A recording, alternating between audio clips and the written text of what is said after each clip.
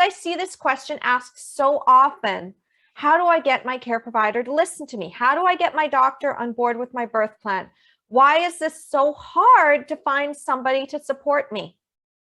And the thing is, you probably don't know about the power dynamic that is inherent in the maternity care system. So I'm just going to give you a little bit of a backstory here on what the dynamic is that you're actually facing when you're looking for a care provider, the big mistake that you're making before you're even hiring your care provider, and how you're going to shift that to a place of power instead of a place of fear. If you don't know who I am, if you're brand new to me, then let me introduce myself. My name is Carly Bonderud, and I am a childbirth educator, a virtual doula, and a birth empowerment coach. My specialty is I help women plan their births, getting out of their fears, their doubts, anything that they feel is undermining their confidence in getting the birth they want, so that they can then plan it from a place of power where they are more confident in getting what they want, asking for what they want, talking to their partners about what they want, planning their births 100% their way, and also getting their care provider on board to support them. Because this is something that I've seen so often in the almost 10 years that I've been in the birth community. My son is turning 9 this month, so it's been exactly 9 years since I had that birth, where I realized that the way we come to our births and the way we've been taught to look at birth is not the way that is going to serve us. It allows us to we fall into those traps where we end up going to a care provider we think is going to support us, only to be bait and switched later on and find out that they want vaginal exams, and they tell you you have to do it, and they tell you that you have to induce or you need to have a C-section because you have a big baby, and so on and so forth. And then you find yourself having a birth that is not yours anymore. It's been taken over, and you're not in your power anymore. You're disempowered, and you're wondering, what the hell happened? I'm a strong, educated woman. I went and I read the birth books. I took the birth classes. I hired someone who I thought was going to support that. I did everything right. And what I was left with is like this birth trauma that just freaking sucks. And so this happened to me, and it's happened to my friends, and it's happened to the women that I now support as my clients when I'm inside the Take Charge of Birth program. And it's something that I continuously teach. And right now, as I said, I'm focusing on care providers because this seems to be an issue that a lot of our members have dealt with, and it's something that comes up over and over again. So I'm actually working on something, and I'll let you know about that soon enough. But today, we're going to be talking about how the heck you're going to get your care provider on board. Well, first of all, you're looking at this the wrong way, because it's not about getting permission from your care provider on how to birth. You already will birth. You're already going to birth your baby. In fact, this book right here, Reclaiming Childbirth as a Rite of Passage, I didn't write it. I don't get any affiliations for it. It's just, I love Rachel Reed. I've loved her since I first discovered her back when I was pregnant with my daughter. And she just gives a lot of information on birth physiology and how it works. So if you're curious about that, I highly recommend you pick up that book. I will be doing additional trainings of the nature of how physiological birth works. And if you are new to me, you can always go into the video archives of this Facebook group and find some of the past videos where I've talked about physiological birth if you don't know what I'm talking about. Physiological birth, of course, is a birth where you are going by your own instincts, you are doing your own instinctive movements, you are not being controlled, you are not having multiple vaginal exams, you're not being monitored around the clock, nobody's interfering with your process. It's just unfolding in its own way how it happens. And so this is something that's incredibly rare inside of our birth society. The way that maternity care is set up is to control birth. So your care provider has been brought up into a system first before they even became a care provider, where they are fearful of birth. They've been taught that birth is dangerous. They've been taught that birth needs to be managed and controlled, and it's not respected anymore. And there's a whole big history where midwives and wise women and all those who knew that birth needed to be respected were considered witches by other people, and then you know what happened there. So then all of a sudden the obstetric model came into play along with the Industrial Revolution that basically said, again, that birth needs to be heavily managed. So your care provider is operating on the assumption that they need to do things during your birth. Because if they're not doing something, they're being told in their hospital, in their health authority, by the people that are actually watching them, their colleagues, everybody is like, what are you doing? You're just letting this happen. You're not doing anything. You're not managing it. Why are the waters still intact? What's the progress at? Where's the vaginal exam? Where's this? Over and over and over again. And unless you're aware of that, going in and aware of what your care provider is dealing with, you're not going to be able to get them on board because they are, at the end of the day, still human. They still have their own concerns and their own fears. They are governed under the medical insurance. They are governed under their governing body, either if it's a midwife, it's a college of midwives. If it's a doctor, it's a college of obstetricians and physicians. So you're looking at that system that is basically, again, saying that your body is broken and needs them to birth. But you don't. You don't actually need anybody to attend your birth. If you are having a completely uncomplicated birth and you have an uncomplicated pregnancy, eventually your body will go into labor and eventually you will birth your baby. It's just not going to be on the timeline that the textbooks say it's going to be. Maybe you'll get lucky. Maybe it will be on that timeline. Maybe you will dilate 1 centimeter per hour. But it's very unlikely that that's going to happen because that whole model came about by some man who decided to study a small population of women inside of a hospital where everybody was given Pitocin, and then they were also knocked out on scopolamine and Demerol, and then said, oh, well, women who dilate 1 centimeter per hour have less complications, so therefore that makes sense. Well, yeah, if you're going to add a whole bunch of interventions, the longer you keep introducing these interventions and the infections, you're going to have that. He's not basing it off of physiological birth. There was no study done on physiological birth when they came up with the idea of 1 centimeter per hour dilation. And this is incredibly frustrating because a lot of moms who are seeking vaginal birth after cesarean especially are told by their care provider, you have to dilate 1 centimeter per hour in order to be eligible to have a successful VBAC. If you don't, we're going to call it failure to progress and you're going to have a C-section. And it's the same model in the hospitals. Even as a first-time mom, they'll say you need to dilate 1 centimeter per hour. If that's the model that they're going by, then it's no wonder that we have a failure to progress rate so high and a C-section rate of 1 in 3, possibly even 50% or 90%, depending on which hospital you go to. So when you look at that, you really need to understand you need to shift that power dynamic. You need to shift it now. You need to be looking at your care provider and realizing that they have their own agenda.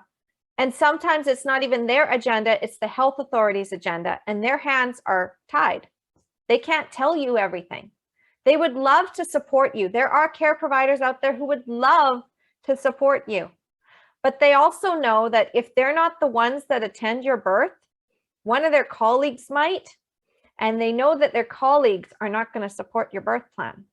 Or they know that if you go to a certain hospital, that you're really going to have to fight. And they're going to do everything on their side that they can within reason. But that hospital culture and what their colleagues say, if they've got somebody who happens to be higher in rank than them, and they walk in the door and say, why aren't the waters broken yet? Guess what's going to happen? Well, now your care provider is going to feel pressured to break your waters, because if they leave them intact, they're going against what somebody higher up is saying. Same thing for vaginal exams.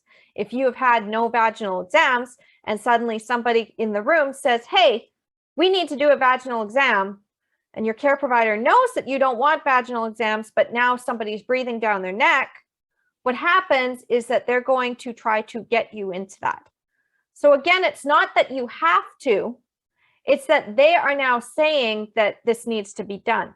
You still have your rights. And you need to know that just because your care provider is offering something may not be because it's actually necessary or that something's wrong, but because they're going now by the book, the policy, and they really secretly hope that you know enough to ask a question that they can answer for you. And then they can say, actually, no, they've declined. And then they can note down that you've declined. And then they can go, phew, at least that's not on me anymore. It's not on me. It's on them. It's their responsibility. When they hand you those forms and say that you need to sign a waiver, they're not doing it maliciously. Although there are some people that do this maliciously. There are those people out there who have ego. Those are not the care providers you want to hire.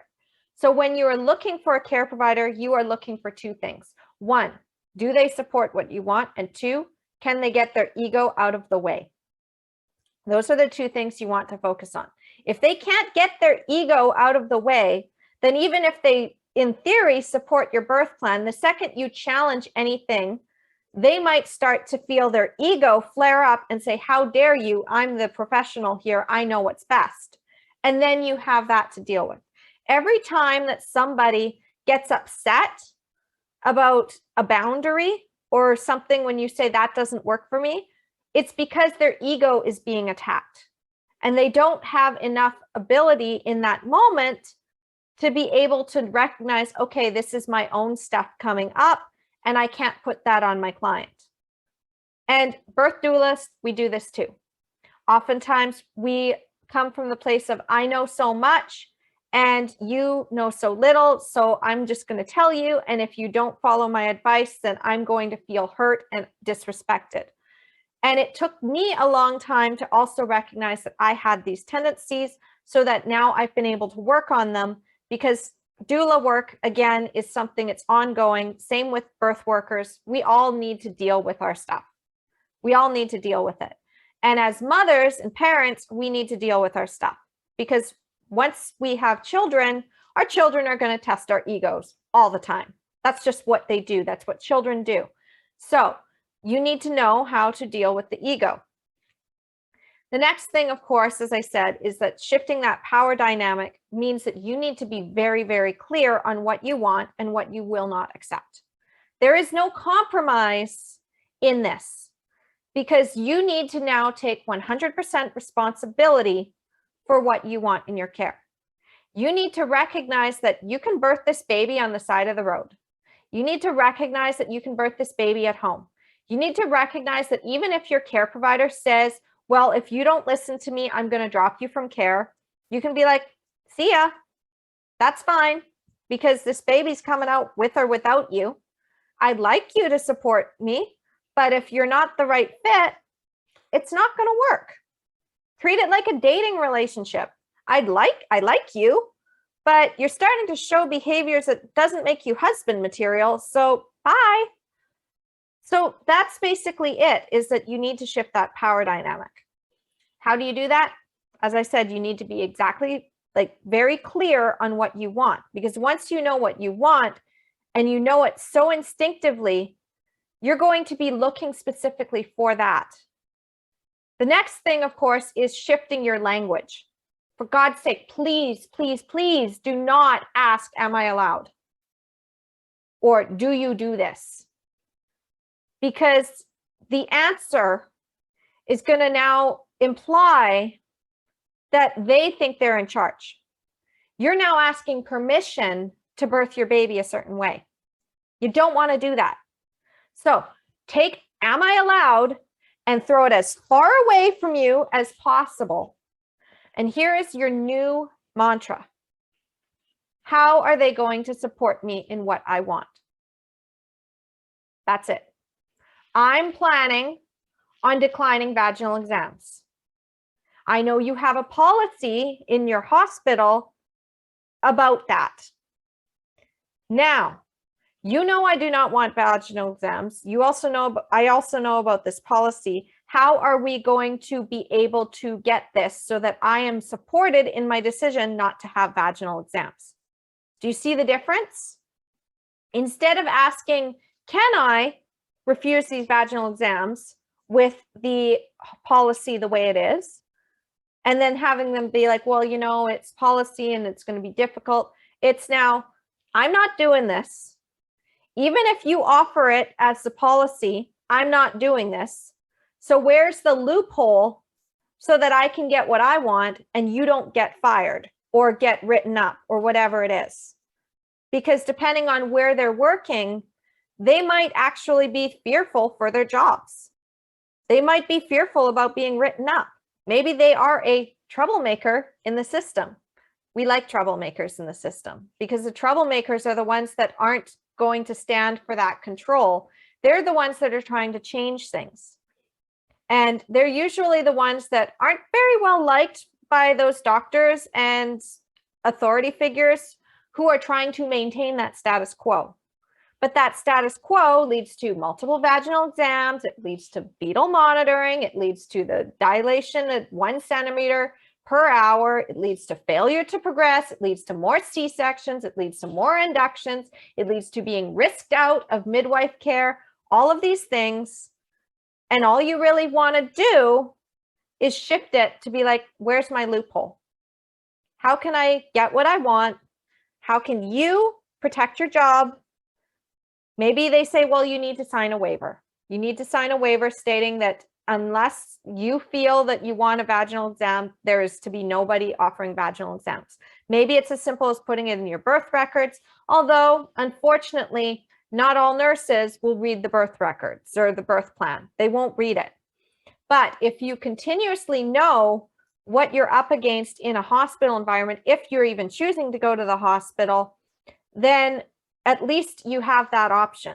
Or maybe your care provider will say, well, actually, with this hospital, if you are really choosing to not have vaginal exams, you can sign a waiver and you can say no, but the nurses in this hospital are very much going to pester you, even if you've written in your birth plan. And for that reason, it might be better if you come in much later into your birth, or you find a different care provider. I'm not going to be able to support you in this because I only have hospital privileges here. However, I know somebody who can help you. See how much more that opens up the conversation? Instead of you having to go and do all the legwork and do interview after interview after interview, you can also be like, okay, you don't support this, but who will? Because instead of the fact that you've got a doctor with an ego, you might find the doctor that can set their ego aside enough to actually serve you. And you can tell the difference right away. The doctor who actually wants to serve you and help you is not going to be offended when you ask, it's like, okay, is there anything that we can do so that I can get what I want? They're not going to bristle at that. They're going to look for ways to help you. The one with the ego who wants to control your birth, well, bye, Felicia. You don't want to see them anyway. So that's what I have for you today. If you love this video, if you want more, then all you need to do is make sure you check back every single week inside of this Facebook group on Tuesdays at 1 p.m. Pacific, and just let people know about this Facebook group, because my mission right now is to educate you so that you can come to your birth from a place of power instead of a place of fear, and you can actually get the birth you want.